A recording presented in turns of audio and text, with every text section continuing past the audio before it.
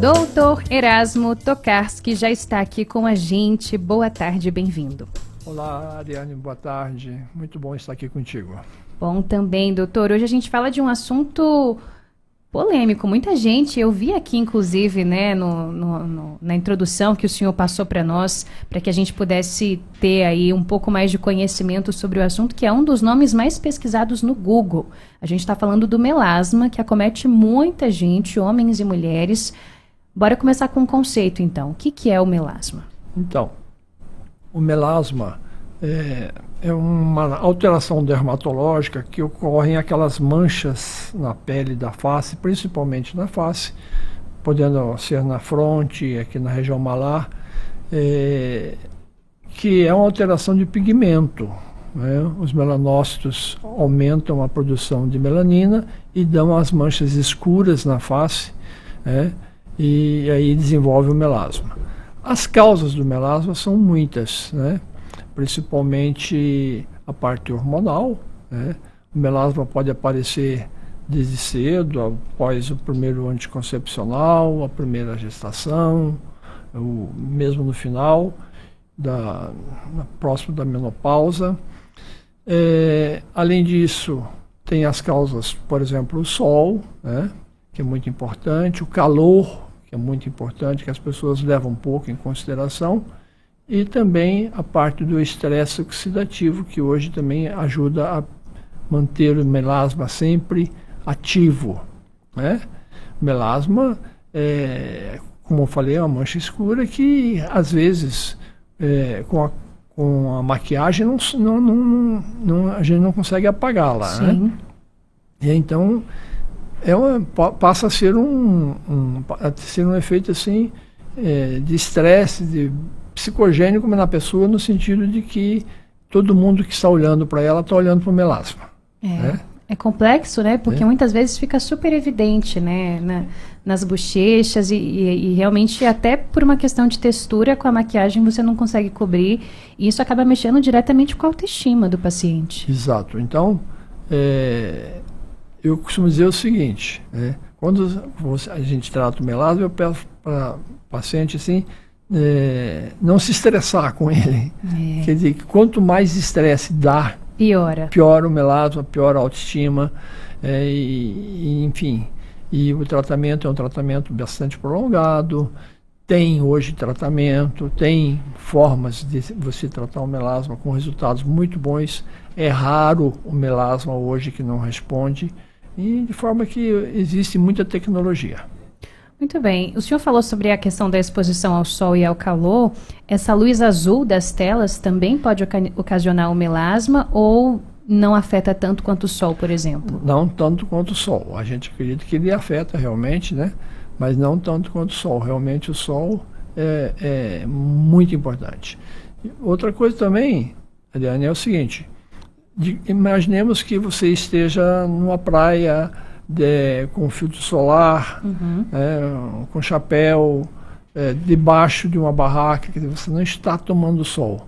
Mas o calor daquele ambiente também piora o melasma. Então não basta, às vezes, você estar protegida com um filtro solar que acha que o melasma não vai piorar. Não, pode piorar sim.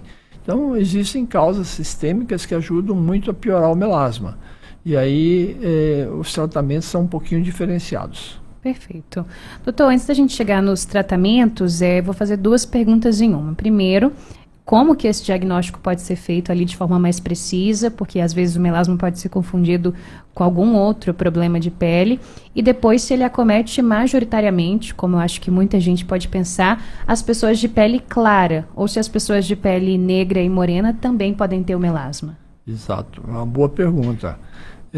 As pessoas de pele clara podem ter melasma. As pessoas morenas, né, assim, que se bronzeiam, elas têm uma tendência muito maior para ter melasma. Maior? Maior. Olha só. Sabe?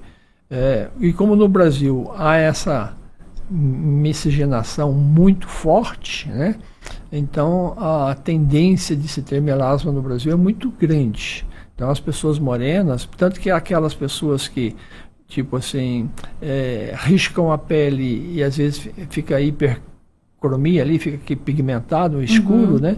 Elas têm uma tendência maior de ter melasma. Diagnóstico. O diagnóstico. O diagnóstico, basicamente, ele é clínico.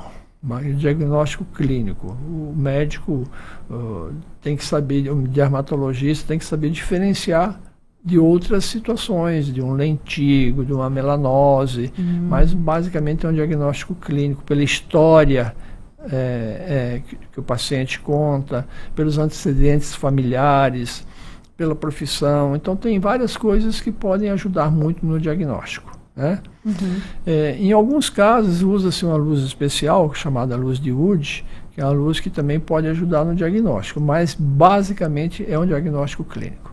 Perfeito.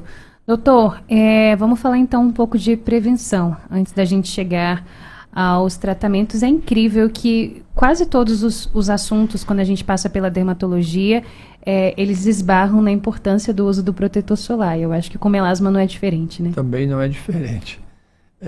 O protetor solar ele é fundamental, né, durante o tratamento e após o tratamento do melasma. É um dos pré-requisitos para que você mantenha-se bem. E o meu conceito sobre o melasma hoje é lógico, muito diferente de 5 a 10 anos atrás, que a gente pensava que o melasma só piorava com calor, com hormônio, com gravidez, coisa assim, e sol. Né? O meu conceito hoje é que ele também é uma doença sistêmica, quer dizer, tem outros fatores que podem piorar o melasma. Daí muda-se muito a forma de tratamento, né? Como hoje você pode tratar o melasma com cremes tópicos, né? Com produtos orais para ajudar como um antioxidante, para ajudar a clarear, ajudar a tirar aqueles vasinhos que podem ter na pele que também pioram o melasma, né? O filtro solar. E existe tecnologia, existem lasers hoje muito específicos para o melasma. E também existem muitos lasers que mancham muito o melasma, que pioram o melasma. Então, tem que ter cuidado com isso também. Tem que ter muito cuidado, é muito importante esse cuidado, sabe? Porque da mesma forma que você pode melhorar, existem alguns lasers que podem piorar. E a piora, alguns peelings químicos mesmo, quando as pessoas fazem alguns peelings químicos, podem piorar, enfim. É importante que se trate o melasma assim com pessoas habilitadas, porque do contrário o risco é muito grande. Perfeito. E, doutor, uma vez tratado, resolvido ali a situação em um paciente, ele precisa continuar com os cuidados para que não volte. Existe uma tendência de se voltar o melasma caso a pessoa dê uma relaxada? Existe. Ariane, eu digo sempre o seguinte: para você tratar o melasma, você tem que ter primeiro muita paciência e muita persistência. Contínuo, né? Contínuo. O tratamento ele é prolongado. Depois que você tratou o melasma, que você clareou a mancha, está tudo bem, você tem que fazer o que eu chamo de desmame, ir retirando aos poucos a medicação, né, para que não volte imediatamente. Agora, se você está tratando o melasma e vai para trancoso, eu costumo dizer o seguinte: se pode ir para trancoso, usa tudo que tem, mas tem que usar a medicação também. Então não pode simplesmente sair, não usar nada, tem que usar. Então é muito importante a persistência do tratamento, é de fundamental importância para mim. Tem uma média de duração desse tratamento, doutor, ou vai variar muito do grau? Varia de pessoa para pessoa, tem pessoas que rapidamente resolvem bem, que respondem bem, tem outras que você tem que muda uma vez, duas, até você ir conseguindo o resultado melhor possível. Muito bem. E hoje, no consultório do senhor, por exemplo, é mais prevalente a presença das mulheres com essa queixa, ou se tem uma parcela também de homens com a queixa do melasma? Não, a prevalência de mulheres eu diria que é de 95%. Tá. Né? Realmente, homens tratam, mas muito menos, e o homem, em função, por exemplo, da parte hormonal, ele já tem uma tendência muito menor de ter o melasma, coisa que nas mulheres é grande. De forma que realmente a quantidade de mulheres é sempre maior que a de homens. Muito bem. Esse foi o Dr. Erasmo Tokarski, sempre conosco aqui no Mesa para Dois, às quartas-feiras, falando sobre pele, saúde, bem-estar. Doutor, obrigada por hoje.